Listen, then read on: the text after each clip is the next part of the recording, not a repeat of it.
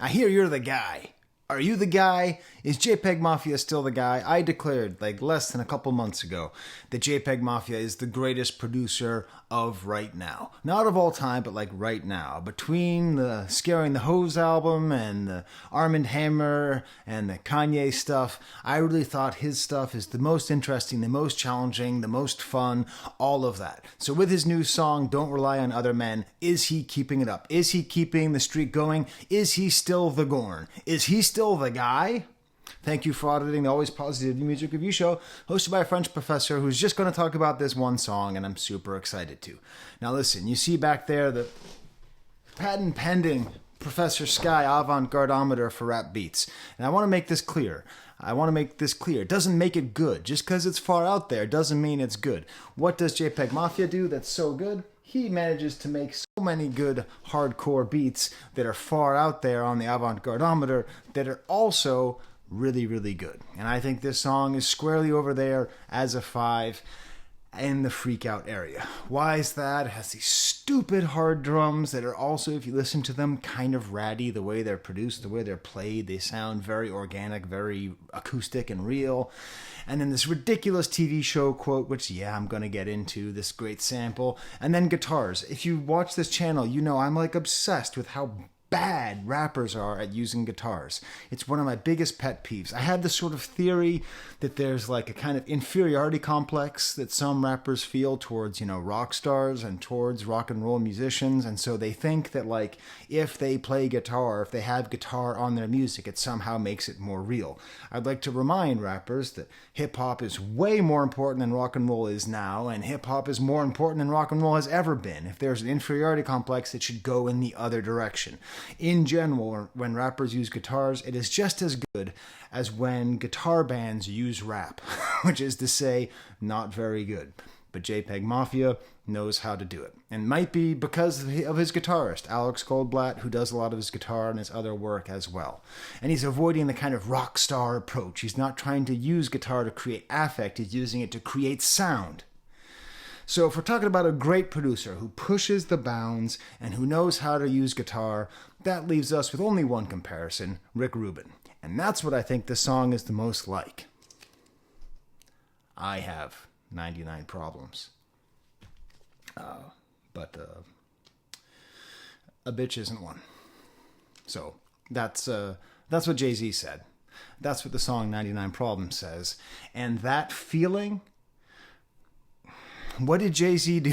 Jay-Z took what Rick Rubin was able to do with the Beastie Boys and with LL Cool J back in the 80s and Def Jam and the NYU Dorm and all that mythology. And he took it and he just made it the hardest beat with also, of course, interesting stuff about rights and police and all that. So in my opinion, this new song, Don't Rely on Other Men, is Jpegmafia's answer to 99 Problems. This is the 100th problem, I would say. Okay? Now, let's get back to what the song actually is. Let me take you through the song kind of slowly. It starts off with his producer tag. I've named this one JPEG, sort of an old style informational video about how to use JPEGs. And then these weird sounds of like drumsticks on the floor. You might hear me creaking around. I'm sitting on my floor. Those sounds are on purpose because I'm being an avant-garde producer. All right, all these kind of weird sounds. Then all of a sudden we have this person talking. I heard you went down. I heard this and I thought that might be Marlon Brando. Or it might be Brian Cox. And then I looked it up. Lo and behold, it's Brian Cox from the TV show Succession. I'll get more into detail and the nature of the actual quote here. But what he does that's so great is he does the thing where if you're goofing around with the sampler, you're goofing around with music, you just try to make fun rhythms, you try to make it sound cool, and it's just, he gets this whole beat out of the way that he just delivers this line, this throwaway line from the first episode of the first season, this birthday party line, he just throws it around. I heard you went down, down, down, down, and he just makes this whole verse out of I heard you went down. Now maybe Brian Cox is going to end up being like the next great rap hero because he's such a ruthless son of a bitch and he's all about his money and he's all about work, Anyways, I watched the entire episode again because I hadn't seen it. And it's in the context of Roman, played by Kieran Culkin, just having gotten fired.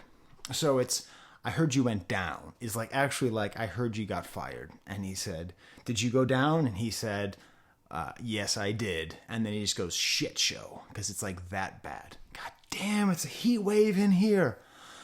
Oh, too hot. Anyways, I'm going down, down, down. So it's this weird quote because it's like really an insulting moment where this father-like figure who never gives attention or love or care to any of his children under any circumstances whatsoever basically just says, I heard you got fired, you're weak, you don't have my attention, you don't have my affection.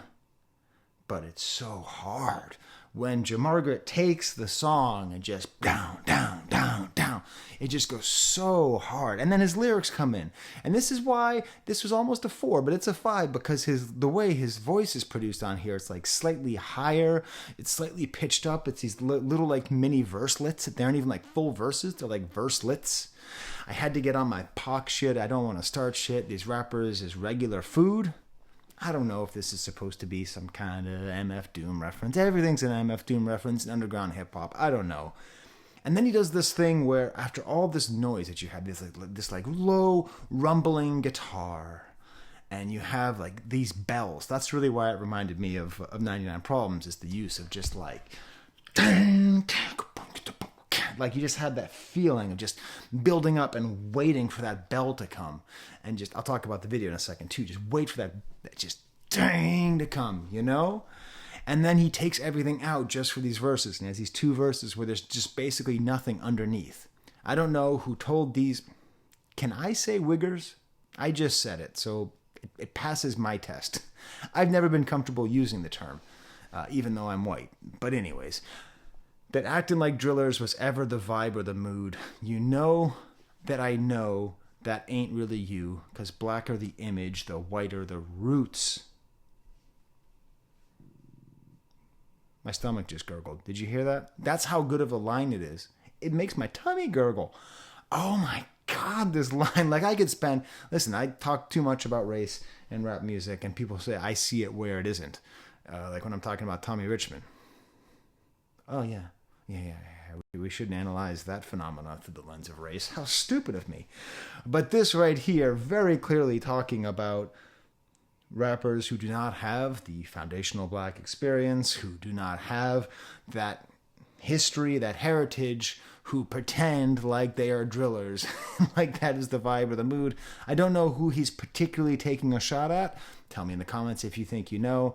But the blacker the image, the whiter the roots. I love this idea that there's just like, that the more real it seems, maybe the faker it is. Later he cuts it out. They hate when you got an agenda. They can't bend you over. I can't tell if you sober. I'm with my bi bitch. We being bipolar. Together we burn that bread like a toaster. It's not about a woman. It's not. This has to be about... Has to be about Kanye. Kanye West, the artist currently known as Ye. Because... okay, I think it's a double entendre. I don't think he's actually talking about being with a bisexual woman. I think he's talking about getting pushback for collaborating with Ye. Okay? If you pay attention to this channel, you know I don't criticize any artist who wants to work with the greatest living artist, okay? I understand he's a very problematic person who said a lot of terrible and hateful things, okay? Picasso was an asshole, okay? He was a womanizer. You would not look up to him if you heard about the way he treated women, okay? But if you were an artist and he invited you to go hang out and work on something with him, you'd say no to Picasso? I don't think you'd say no.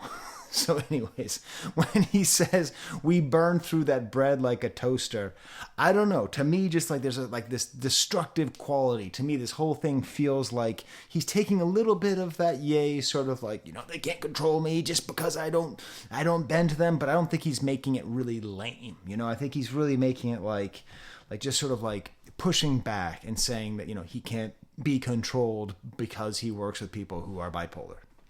I don't know. What do I want to get like downvoted here? I'm talking about race. I'm talking about Ye. There also appears to be some stuff here that seems to be anti-gamer. I don't really know because I'm not a capital G gamer. Okay, I don't play so-called AAA games anymore. That's not true. I play FIFA and I play Zelda. But you know what I'm saying. You know, I'm not a gamer like I used to be when I was younger.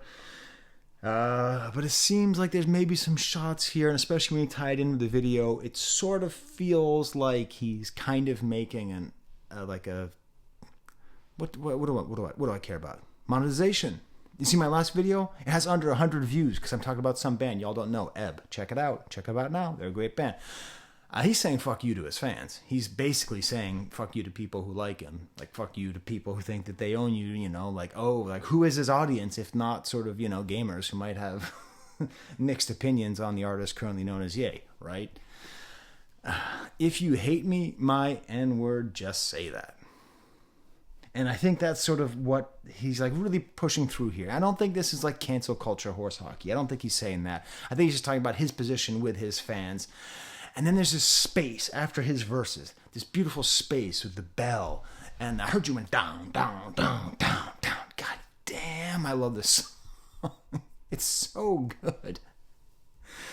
And you know, just I heard you went down, down, down, and the down just keeps on being a part of the notes, and this low rumbling guitar that just gets to be more and more present. The guitars become more and more present, and it's going to lead into this kind of like it's going to lead into this like verse by Freaky, but before then there's this great sort of moment where it's not that yet. It's this kind of sing-songy thing that's happening. Sorry, my notes are going nuts over here. What's going on with my notes? I don't have a script. I have notes. I'm sweating my nards off in my bedroom here. Yeah, so there's this like guitar that goes in, and then he's singing in the back, and he's singing, that's how I run when I give it up, got no juice, listen up, I pray to Allah, EXO, let that K-pop, put that on my soul. I don't know if this is like talking about, what is that, like the ketamine or something, some kind of drug thing. I don't really know what it is, but there's this great sort of low moment and all these kind of like drums on the ground or maybe like tumblers falling into place, and then Freaky's verse comes in. Freaky, I don't know who Freaky is. And if you look up Freaky, he doesn't want you to know who he is. He works out of Baltimore, but he has this great verse. If the cops come around, no sé qué pasó. Hey, I'm a French professor, but I can tell you that is a good usage of the past tense of Spanish, okay? Que pasa is the present. Que pasó is in the past. So I don't know what happened. No sé qué pasó. Cut your head off like I'm a Sinaloa, you know, the cartel. The shoes fits on you, the new Cinderella. First one, act the ass. We're going to pin the tail. I'm effing that hoe, B-word, she Donatello. And then as this is happening, like the guitar gets more and more insistent, just like I keep getting sweatier and sweatier doing this damn review. And it's almost like the restraint that this guitarist, Alex Goldblatt, is showing is great because he's clear. He is half of a centimeter away from just a centimeter away. But he never goes full Steve Vai. And it's just, it does what a guitar can do, which is be good sounds. And then at a certain point, the drums get way more like present, just in their sparseness and the rattiness of the drum set. And it ends with, did you go down? Oh yeah, I did. Awesome. Then there's the video where it's all like this like kid who looks just like Spud from Trainspotting. Leisure is my pleasure. You know, that guy, the guy who kind of looks like Sloth from the Goonies. I won't do an impersonation of him. That's ableist. Or somethingist. Kind of looks like the guy from Hills Have Eyes. The main bad guy from Hills Have Eyes. Both versions are good, by the way. Both movies are good. And it's like says on the screen, loneliness is a virtue. When you stop escaping from your reality, you see what is real. And it seems to be almost a kind of fight clubby way of looking at the way that internet brains go, in this kind of super pale, pasty, oddly shaped person. All these images of violence, appears like a clan burning and some Vietnamese drowning and Illuminati signs and guns. And then what's great is it doesn't say, I heard you went down. It says, did you go dumb? Which makes you realize that the word dumb and down in this beat are the same thing. Sorry, now that I don't record on my music stand, I record on my bed, I can get way too close to the camera. This is way too intense. Did you go dumb, dumb, dumb, dumb? Now it's dumb. And JPEG's all yelling at the camera, and you see like brain synapses, and then it just goes into the computer the same way it goes into the brain. Yeah, is it kind of, base level? Oh, human brains and computers, what are the difference? It doesn't really matter because it's just shot so well. It looks really nice. And then like there's a point where this dude just gets clocked right on the bell, right on the 99 Problems bell. Just wham! And he hits the ground, and then he starts smiling. He gets into a fight, and he buys a gun on the internet. There's all this back and forth, there's upsetting things. And then there's motorcycles. Well, what's up? What's up? What's up, rap culture? What's up with the motorcycles? We got Don't Oliver with Rhinestone Cowboy, whatever, his album that's like 100% the new Don Toliver. It's all about motorcycles and all that kind of stuff. And now we have a bunch of motorcycles here too. Just has this great unhinged sort of psychotic feel. So is Jpegmafia still at the top of the game? Yeah. I mean, if this keeps up, you can't just release one song. Did you hear Conductor's work on Moghami?